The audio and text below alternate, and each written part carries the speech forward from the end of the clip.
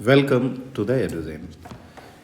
आज का जो हमारा क्लास है ये कंप्यूटर का क्लास है ना। और कंप्यूटर में स्पेशली जिस पोर्शंस पे क्वेश्चंस का मैक्सिमम रेशियो होता है वैसे क्वेश्चंस को, और साथ ही इसमें अभी हमारे पास कुछ प्रीवियस ईयर्स के क्वेश्चन भी हैं जो अभी हम आपके सामने रिप्रेजेंट करेंगे और उम्मीद है आपके लिए काफ़ी हितकर साबित होगा। और साथ ही आपसे एक रिक्वेस्ट करना चाहेंगे कि कंप्यूटर से संबंधित, स्पेशली इस क्लास के कॉन्सेप्ट में मैं बोल रहा हूँ, कंप्यूटर से संबंधित अगर ऐसा कोई टॉपिक हो, ऐसा कोई क्वेश्चन हो जिस पे आप कोई हेल्प, आप कोई क्लास चाह रहे हो, तो प्लीज़ आप हमारे कमेंट बॉक्स में आप बताएं। हमारी कोशिश होगी कि हम उसको पूरा करें। So wish you all the best. Thank you so much. Start your class. Thank you. हमारे जो हैं SDLC के डिफरेंट मॉडल्स हैं, okay, and SDLC। Welcome to the एडुजेन।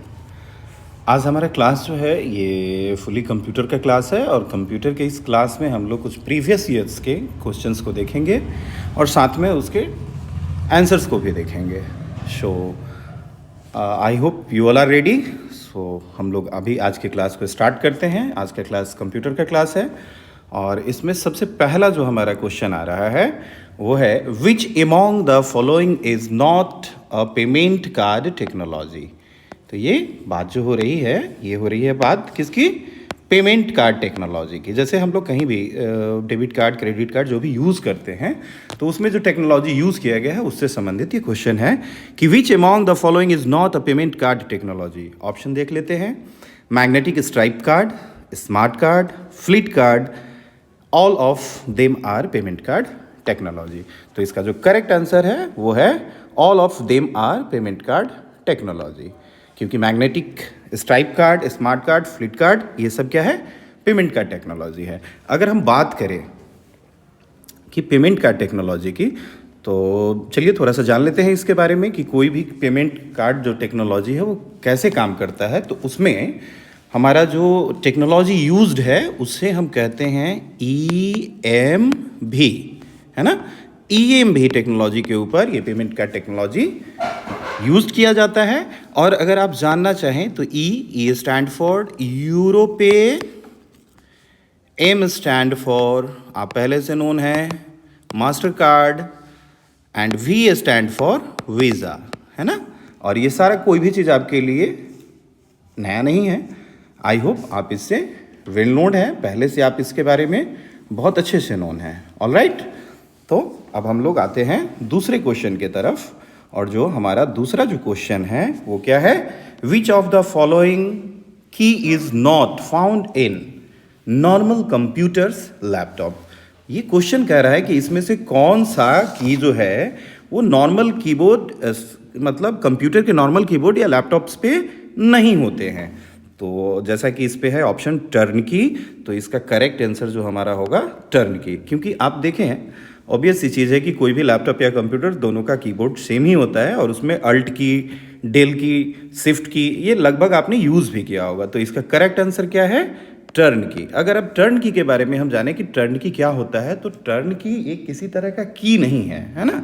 एक प्रोविज़न है एक कंप्लीट प्रोडक्ट और सर्विसेज के लिए जो उसको उसी इंटेंशन में, उसको इमीडिएट इफेक्ट पे जो है उसको वर्क कराता है। तो ये किसी लैपटॉप या कंप्यूटर के कीबोर्ड पे नहीं पाया जाता है। ओके, नेक्स्ट क्वेश्चन की तरफ हम लोग आते हैं और नेक्स्ट क्वेश्चन हमारा कहता है, which among the following is the most common source of viruses to the hard disk of your computer. मतलब इसमें से कौन सा सोर्स जो है वो आपके कंप्यूटर के हार्ड डिस्क में वायरस को लेकर के आता है ना।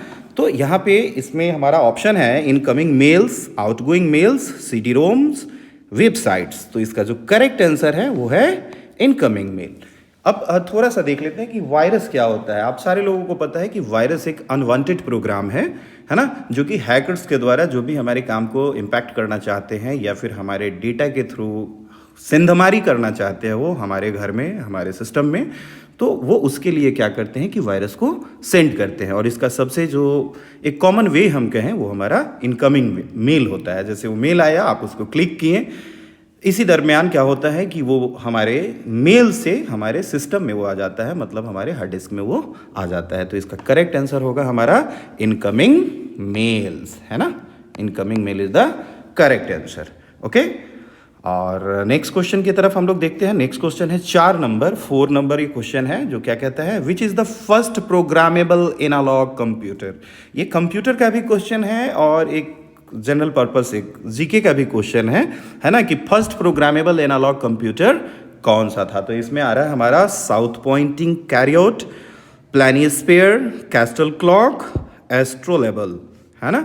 तो हम यहाँ पे देखते हैं कि इसका जो करेक्ट आंसर है वो हमारा क्या है, कैस्टल क्लॉक जो है ऑप्शन सी, ये हमारा करेक्ट आंसर है।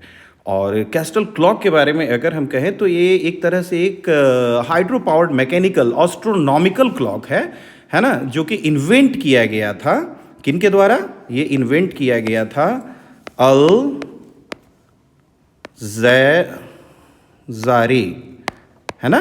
अल Jazari was the first programmable analogue clock, ये इनके द्वारा लाया गया और इसका करेक्ट आंसर हमारा हुआ क्या, तो castle clock. Okay. Next question 5 number है हमारे पास और ये क्या कह रहा है, who had invented the magnetic card system for program storage. Storage से संबंधित यहाँ पे बात हो रही है ना। स्टोरेज, आप अगर थोड़ा सा हम आपको एक शॉर्ट समरी बताएं, आप सारे लोगों ने कंप्यूटर पढ़ा होगा और कंप्यूटर में हम जैसे पढ़ते हैं तो उसी समय एक हमारे पास टॉपिक आता है features of computer, advantages of computer, characteristics of computer, और उसी में बताए जाते हैं कि इसके बहुत सारे कैरेक्टरिस्टिक्स हैं, फीचर्स हैं। जैसे कि सबसे पहला आता है स्पीड। स्पीड, किसी भी काम को कंप्यूटर बहुत तेज़ी से कर देता है तो इसकी विशेषता स्पीड भी है। उसके बाद तेज़ी से करता है, लेकिन कैसा करता है, सही करता है, काम चलाऊ करता है या एकदम परफेक्ट करता है, तो नहीं, ये काम को बहुत परफेक्ट करता है, तो उस विशेषता को हम लोग कहते हैं एक्यूरेसी। और फिर आता है हमारा स्टोरेज, है ना। तो ये जो क्वेश्चन है ये स्टोरेज से संबंधित है। और स्टोरेज क्या होता है, one of the most important feature of computer is storage. It can stores large amount of data and whenever required it can be retrieved back very easily, है ना। तो स्टोरेज मतलब ये हमारा डिस्क ड्राइव से रिलेटेड भी question आप इसको समझ सकते हैं। तो who invented the magnetic card system for program storage, किसने जो है कि प्रोग्राम स्टोरेज के लिए सबसे पहले मैग्नेटिक कार्ड सिस्टम को बनाया था। तो इसका हमारा जो करेक्ट आंसर है वो है पियर गियोरियो पेरेटो। ओके, ऑप्शन ए, है ना। तो ये हो गया हमारा करेक्ट आंसर इसका। नेक्स्ट क्वेश्चन की तरफ आते हैं। नेक्स्ट क्वेश्चन है हमारा 6 नंबर और 6 नंबर जो क्वेश्चन है ये क्या कहता है, इसका है यहाँ पे, which of the following machines were reform to as 1977 trinity. इसमें से कौन सा मशीन जो है वो 1977 ट्रिनिटी के अकॉर्डिंग है, तो वो देख लेते हैं हम लोग। इसका ऑप्शन आ रहा है commodore PET, Apple II, TRS-80, all of the above. तो इसका जो करेक्ट आंसर है वो है ऑल ऑफ द एबव, है ना। इसमें ये TRS-80 भी है, एप्पल II भी है और कोमोडोर PET भी है। सो इसका जो करेक्ट आंसर है वो है D, all of the above. All right. So अब हम नेक्स्ट क्वेश्चन की तरफ चलते हैं। नेक्स्ट क्वेश्चन 7 नंबर है और ये कह रहा है हमें, which of the following functions are associated with a work station. इनमें से कौन सा जो फंक्शन है वो वर्क एक्सटेंशन के साथ जुड़ा हुआ है। ऑप्शन हम लोग इसका देख लेते हैं। इसका ऑप्शन है computer aided design. Computer aided design की अगर बात हो रही है तो इसको शॉर्ट में कहीं कहीं आप कैड भी देखते होंगे, है ना, और कहीं कहीं पूछ भी देता है कि कैड स्टैंड फॉर। तो कंप्यूटर एडेड डिज़ाइन ये है, बिल्कुल है।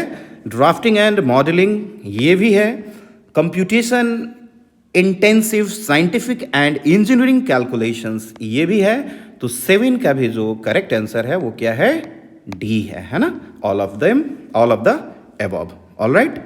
अब वर्क स्टेशन की अगर हम बात करें तो वर्क स्टेशन, जब आप कोई भी पर्सनल कंप्यूटर पे आप जब काम करते हैं तो उसके अनुरूप आप देखते होंगे वहाँ पे कि सब कोई अपने अपने सुविधा या अपने अपने काम के अकॉर्डिंग स्पेसिफिक सॉफ्टवेयर्स का यूज़ करते हैं जैसा उनका नीड होता है। ओके, सो हम लोग आगे बढ़ते हैं। अब आगे हमारा 8 नंबर क्वेश्चन है और 8 नंबर क्वेश्चन कह रहा है, मॉनिटर्स, ध्यान देंगे, monitors, printers, disk drive, keyboard, mouse are included in which of the following categories, मतलब मॉनिटर्स, प्रिंटर्स, ये सब किस कैटेगरी में आते हैं।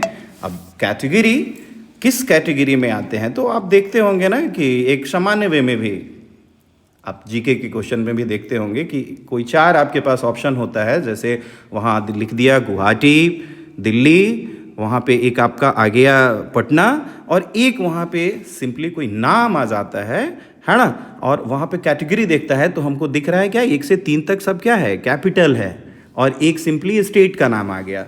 ठीक उसी तरीके से आपका ये कंप्यूटर का क्वेश्चन है, और इसमें जो ये पूछ रहा है इसने ऑप्शन क्या दिया, स्टोरेज डिवाइस, हार्डवेयर, सॉफ्टवेयर। तो भैया आप सब प्रिंटर स्टोरेज डिवाइस तो नहीं हो सकता है ना।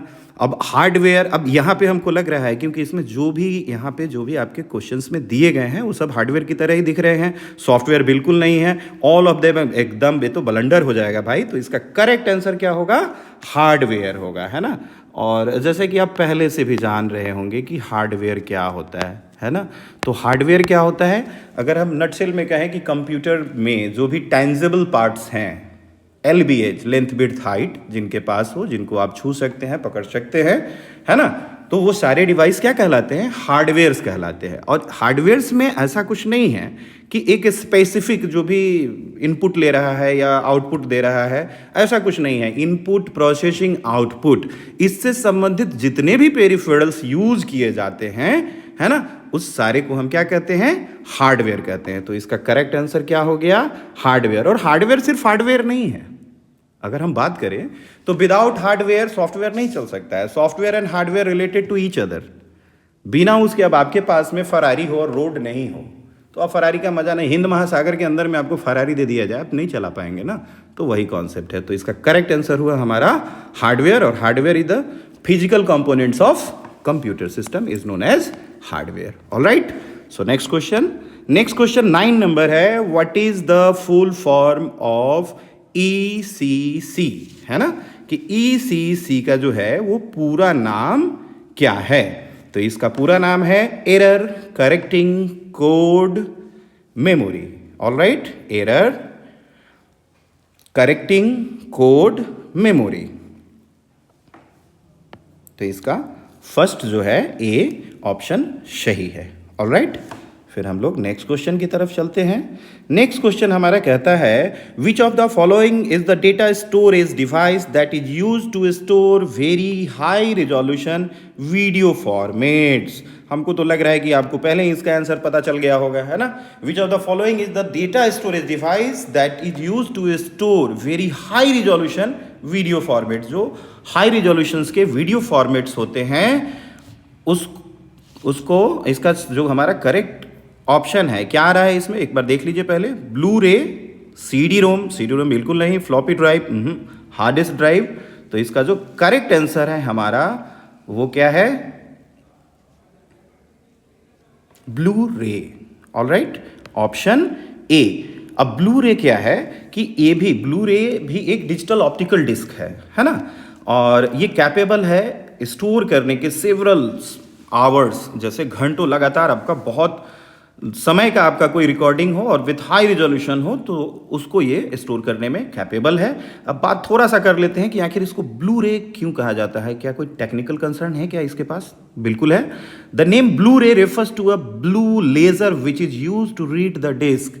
मतलब जब हम इसमें स्टोर कर लेते हैं डिस्क में, जब मेरा डेटा स्टोर हो जाता है और जब उसको रीड करने की बारी आती है तो उसको कैसे रीड किया जाता है, एक ब्लू रे के माध्यम से इस पे दिया जाता है और उसके माध्यम से इसको पढ़ा जाता है। तो 10 का जो करेक्ट आंसर हुआ 10 का वो हुआ ए, ब्लू रे।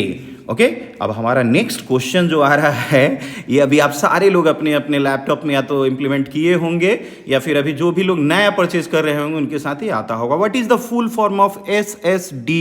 SSD का फुल फॉर्म क्या होता है? तो सॉलिड स्टेट ड्राइव। बिना देरी किए हुए आपको इस पे टिक कर देना है और ये हमारा क्या हुआ, ये हुआ ए। जो इसका 11 का जो हुआ वो हो गया हमारा ए। ऑलराइट, फिर हम बढ़ते हैं नेक्स्ट क्वेश्चन की तरफ। और ये क्या करता है आपको पता है ना, SSD स्टोरेज का काम करता है। और कैसा स्टोरेज करता है? तो ये परमानेंट स्टोरेज करता है। मतलब इसका अगर हम नेचर की बात करें तो ये नॉन वोलाटाइल नेचर का होता है। Data once be putted can't be deleted without your own permission और doing the activity. All right, ये अपने आप खत्म नहीं होगा। अब हम लोग नेक्स्ट क्वेश्चन की तरफ चलते हैं। नेक्स्ट क्वेश्चन हमारा 12 नंबर का है। Which of the following components of personal computer, personal वही भैया आप जो जिसको पीसी कहते हो, personal computer maintain date and time of the system. ये भी आपका ऑप्शन ए सीमॉस रैम, ये इसका करेक्ट आंसर है ना। ऐसे बी रैम है, पीरोम है, मदरबोर्ड है, बिल्कुल नहीं सर।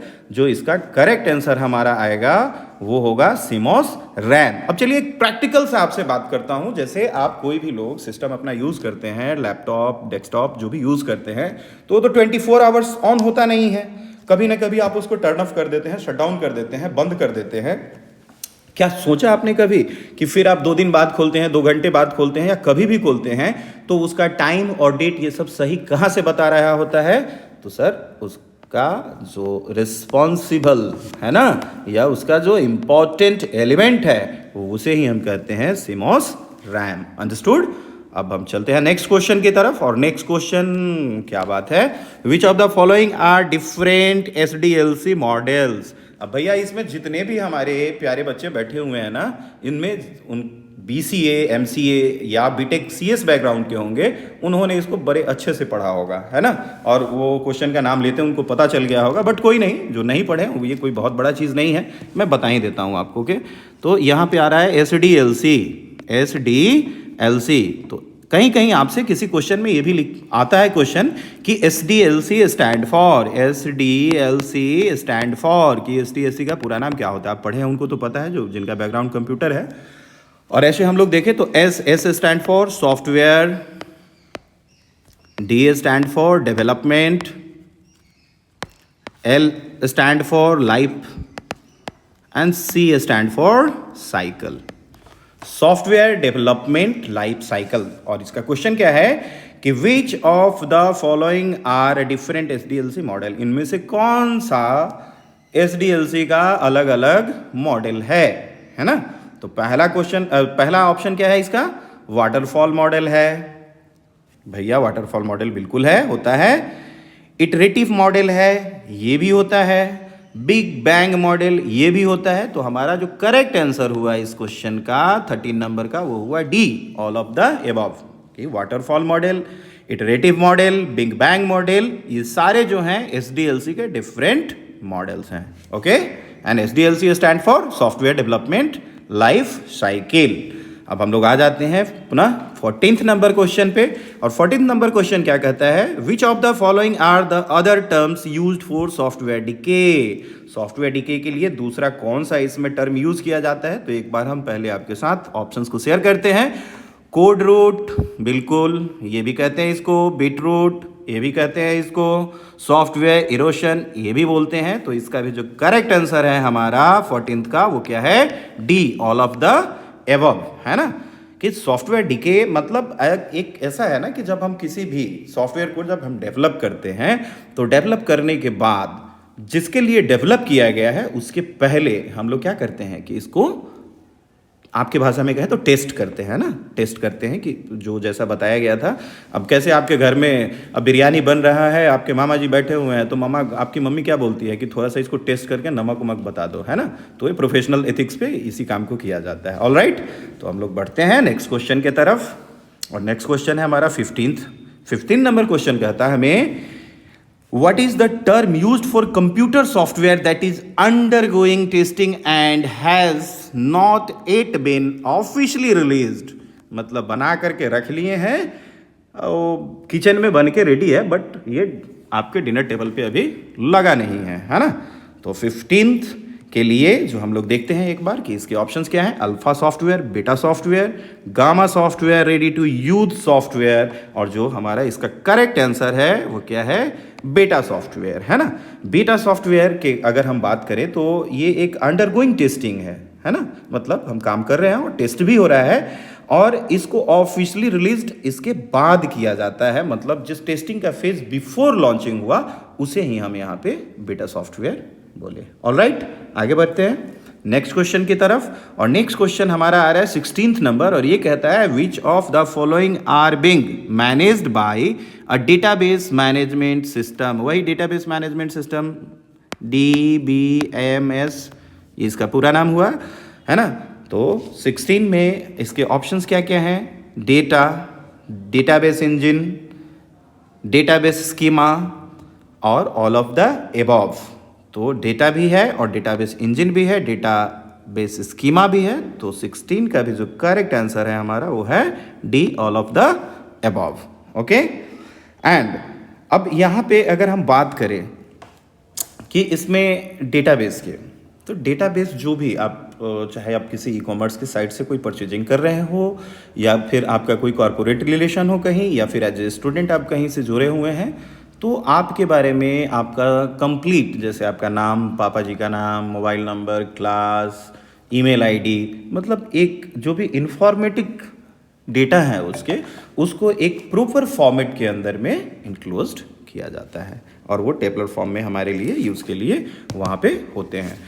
तो अभी हम चलते हैं नेक्स्ट क्वेश्चन की तरफ, और नेक्स्ट क्वेश्चन हमारा आ रहा है 17th नंबर, और ये कहता है which of the following is the term use to describe the process of forecasting in data. मतलब डेटा में फोरकास्टिंग के लिए इसमें से कौन सा ये यूज किया जाता है? ऑप्शन है डेटा इंटीग्रिटी, ऑप्शन है डेटा माइनिंग, है ना, ऑप्शन है इसका डेटा इंक्रिप्शन, ऑप्शन है इसका पर्ट चार्ट। तो इसका जो करेक्ट आंसर होगा हमारा वो होगा डेटा माइनिंग, है ना। और अच्छा, डेटा माइनिंग, अभी ये सब काफ़ी ट्रेंडिंग वर्ड्स हैं।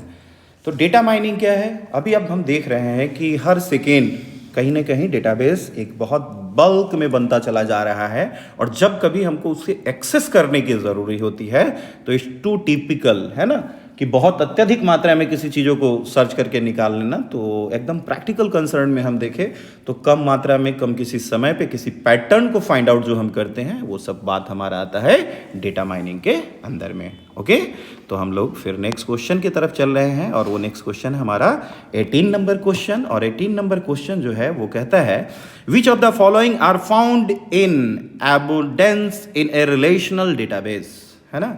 रिलेशनल डेटाबेस, कहीं कहीं आपसे ये बात पूछ देता है RDBMS स्टैंड फॉर, एक भी क्वेश्चन हो सकता है यहाँ से।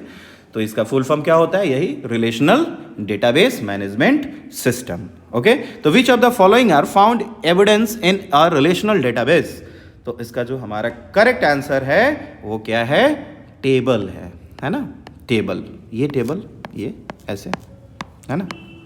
जैसे एक में आपका आ गया सीरियल नंबर, एक में आ गया स्टूडेंट नेम, अभी मैं आप ही की बात करता हूँ, स्टूडेंट नेम, एक में आ गया एफ नेम मतलब पापा जी का नाम, फादर नेम, एक में आ गया मोबाइल नंबर, अब यहाँ डाल दिए 1, और यहाँ सीरियल नंबर आ गया, ये आपका नाम अमन, और यहाँ पापा जी का नाम मिस्टर JP, और इस हिसाब से आगे हम लेके चले गए। तो ये डेटा को, इसी को हम टेबल कहते हैं, तो ये टेबल के लिए आता है। ऑलराइट, नेक्स्ट क्वेश्चन हमारा आता है what is the maximum amount of data that a channel can transmit called as the bandwidth, है ना।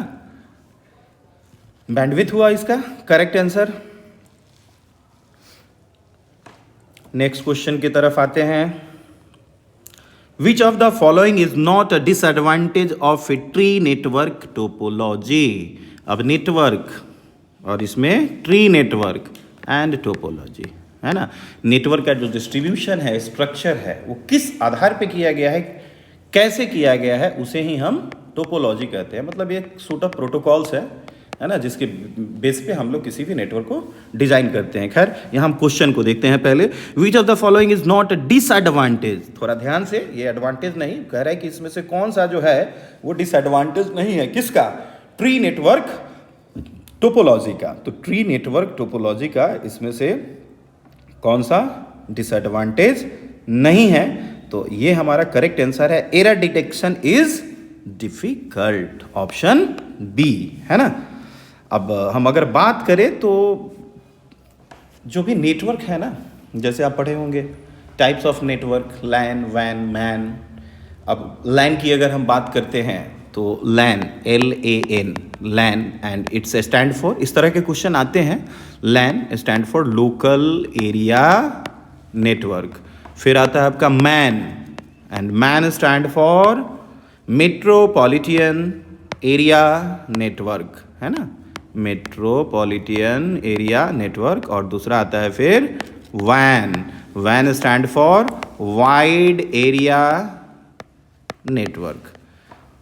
वैन कहने का मतलब हो गया कि ये लैन, मैन, वैन सब उसी के। वैन एक ऐसा चादर है जो इंटायर यूनिवर्स को ढके हुए है, और उसी के अंदर में ये सारे आते हैं, है ना। चलिए, वेरी गुड। अब हम बढ़ते हैं अपने नेक्स्ट क्वेश्चन की तरफ, और नेक्स्ट क्वेश्चन जो है हमारा शुभ शुभ अंक वाला है। 21 नंबर क्वेश्चन आ गया यहाँ पे। Who among the following develop the Lisp programming language family. Lisp programming language family को किसने बनाया था? तो इसका करेक्ट आंसर होगा John McCarthy. John McCarthy was first develop the Lisp programming language family, option सी।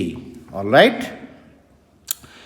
अब नेक्स्ट क्वेश्चन देखते हैं हम लोग। Which of the following is one among time sharing programming language. इनमें से कौन सा जो है वो टाइम शेयरिंग प्रोग्रामिंग लैंग्वेज है? तो इसका करेक्ट आंसर हमारा होगा ऑप्शन ए, जॉज। ओके, अब अगर थोड़ा सा अब आपके दिमाग में आ रहा है कि ये क्या कुछ पूरा नाम है या कुछ ऐसा ही एब्रिविएशन है, तो नहीं, इसका पूरा नाम है Jos stand for जोनैक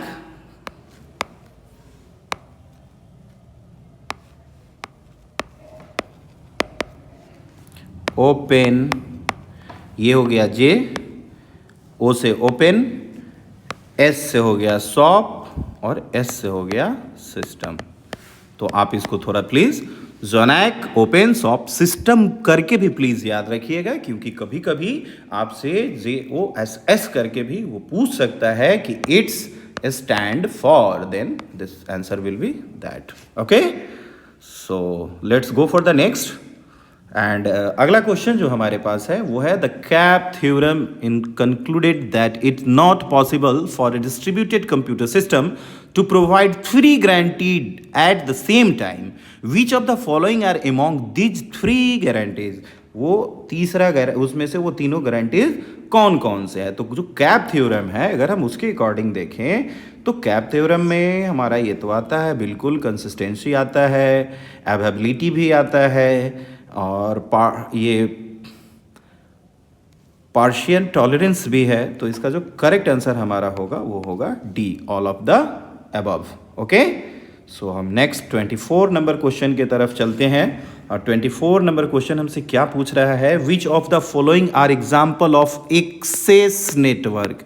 access network का इसमें से कौन सा एग्जाम्पल है? तो भैया ये ADSL बिल्कुल एक्सेस नेटवर्क होता है, ISP भी एक्सेस नेटवर्क होता है, और मोबाइल नेटवर्क में तो क्लियर मोबाइल नेटवर्क लिखा हुआ है, और इसके बिना तो आजकल आई होप कि आप लोगों का कहीं खाना भी नहीं पचे, है ना।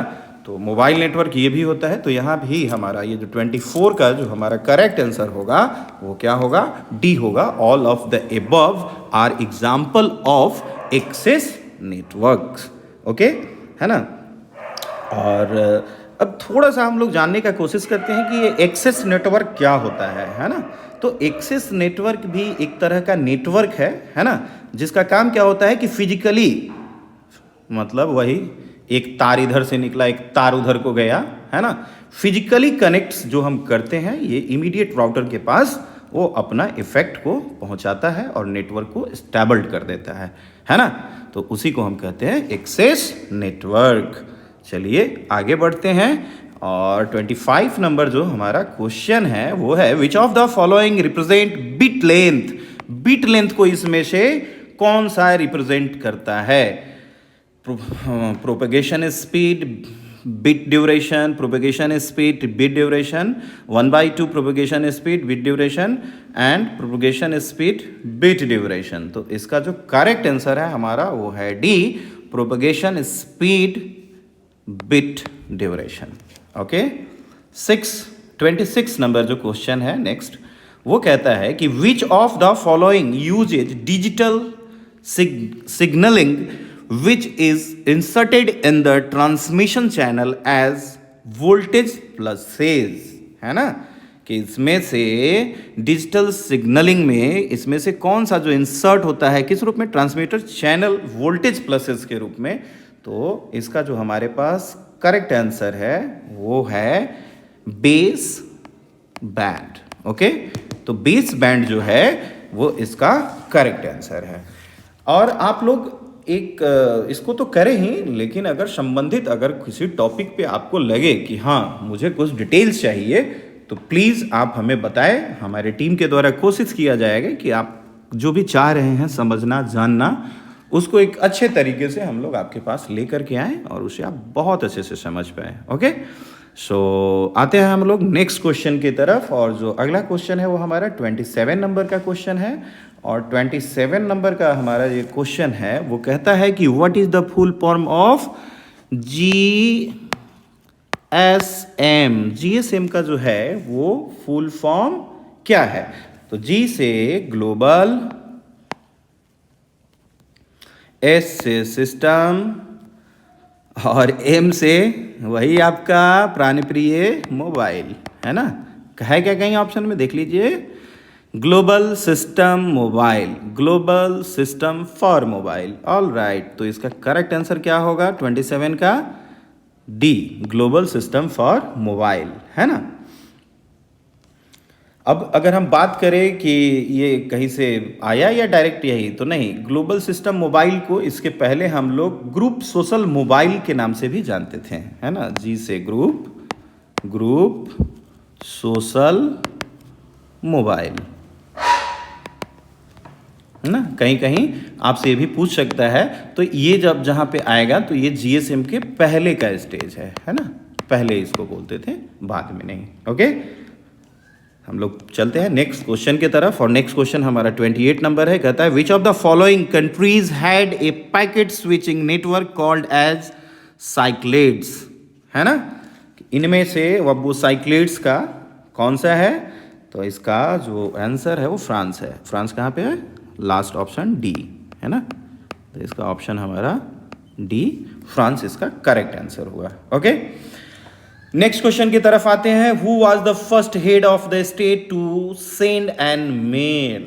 ओके, अब ये कंप्यूटर का भी क्वेश्चन है और अगर देखें तो ये जीके का भी एक क्वेश्चन है कि who was the first head, पहला वो हेड कौन थे जो मेल को सेंड वहां से किए, है ना। तो वो उनका नाम हम यहाँ देख लेते हैं। हमारे पास कुछ ऑप्शंस दिए गए हैं। ऑप्शन है जॉर्ज वाशिंगटन, नेक्स्ट ऑप्शन है Queen Elizabeth, Jimmy Carter, none of the above.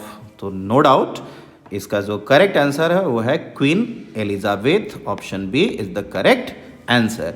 और मेल के बारे में आप लोग अभी तो बहुत अच्छे से जान रहे हैं कि मेल अभी मेल के बगैर हम लोग अगर चाहें तो बहुत ऐसे जगह हैं जहाँ पे हमारा डेटा का जो आइडेंटिफिकेशन है वो इसके द्वारा होता है। बहुत लोग के मन में ये भी रहता है कि मैंने तो मेल से लॉगिन किया है, मेल वाले को हम थोड़ी आधार कार्ड दिए हुए हैं, लेकिन अब थोड़ा ये सब बात नहीं है। आपके सिस्टम पे जो मेल लॉगिन होता है वहाँ पे उसके IP एड्रेसेस होते हैं, मैक एड्रेसेस होते हैं, और इतना के बाद सब कुछ ईजिली ट्रेसेबल होता है। Okay, so without wasting the time next question की तरफ चलते हैं। और अगला जो क्वेश्चन है हमारा 30 नंबर, वो हमें कहता है कि who invented the world wide web. अरे भैया WWW, है ना। WWW stand for world wide web. और इसका खोज किसने किया, है ना। तो सब आदमी को पता है किसने इसका खोज किया था, टिम बेनर्स-ली। तो सी इसका करेक्ट आंसर जो है वो क्या है हमारा, सी, टिम बेनर्स-ली, है ना। इन्होंने इसको किया था। और अगर हम बात करेंगे कि ईयर कौन सा था, तो इसका जो ईयर है वो ईयर है 1989, है ना। और यहाँ पे उस समय HTML डॉक्यूमेंट्स को ट्रांसमिट किया गया और अब उसी के बिहाफ पे इसको पूरा किया गया। तो इसमें आप दो चीज़ को आप याद रखें। पहले WWW stand for world wide web, और WW को सबसे पहले किसने बनाया, तो टिम बेनर्स-ली। और ये कब आया, तो 1989। आशा करते हैं कि आज का क्लास आपके लिए बहुत लाभकारी हो। आप इसको प्लीज़ पढ़ें, और इससे संबंधित आपके पास किसी भी तरह के कोई क्वेश्चंस हो, कोई सजेशंस हो, तो बिना किसी हेडिटेशंस के आप हमें बताएं। हमारी टीम की प्रयास होगी कि हम आपके उम्मीद पे खरे उतरे। बहुत बहुत धन्यवाद। Thank you so much. Have a good day ahead.